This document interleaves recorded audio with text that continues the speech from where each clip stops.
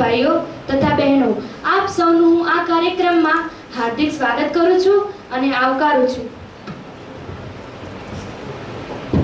Startup માર્ગદર્શક કાર્યક્રમની રૂપરેખા આ મુજબ રહેશે.